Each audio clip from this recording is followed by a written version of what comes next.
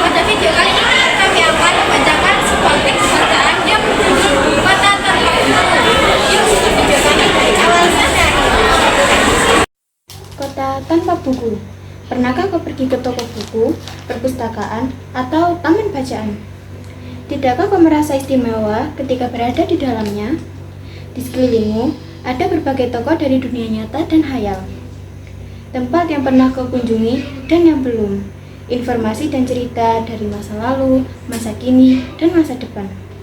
Semua berpadu, semua berada dalam genggamanmu.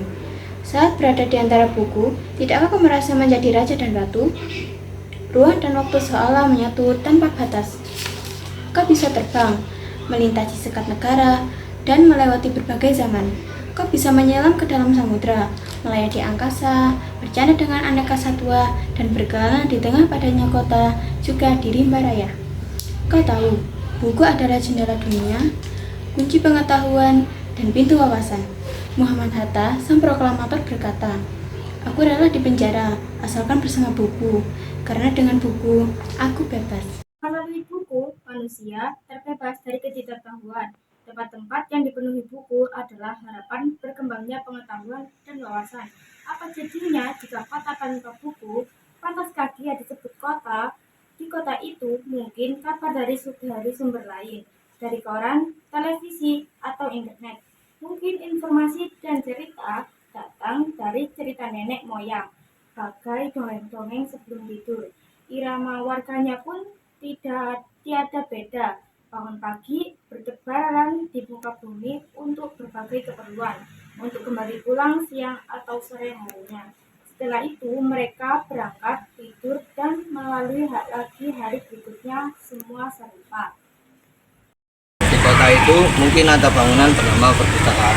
Di dalamnya buku-buku berderet dalam rak yang tak terjamah. Tiada tangan meraih dan membuka halaman demi halaman dengan sukacita. Mungkin jika ada tumpukan buku di situs sekolah yang sepi dan berdebu, jarang dikunjungi dan jarang dibaca. Buku-buku itu di sana terbuat tanpa nyawa. Bagaimana dengan kotamu? Mungkin kau tinggal di daerah kota yang megah atau di gang sepi, di desa terpencil, di sisi pesisir, atau di kaki gunung. Adakah perpustakaan, taman bacaan, atau toko buku di dekat rumahmu? Jika ada, apakah tempat itu menjadi wadah berkumpulnya anak-anak dan warga, menjadi pusat berkembangnya wawasan dan pengetahuan, atau hanya menjadi pasar?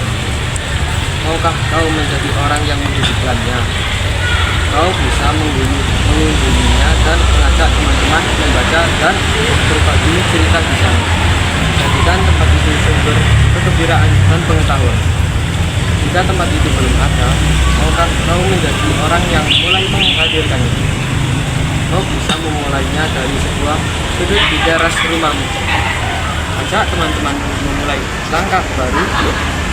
Jangan biarkan waktu berlalu tanpa buku. Siapapun dirimu, bersahabatlah dengan buku. Ia akan menjadi teman setiamu sepanjang waktu.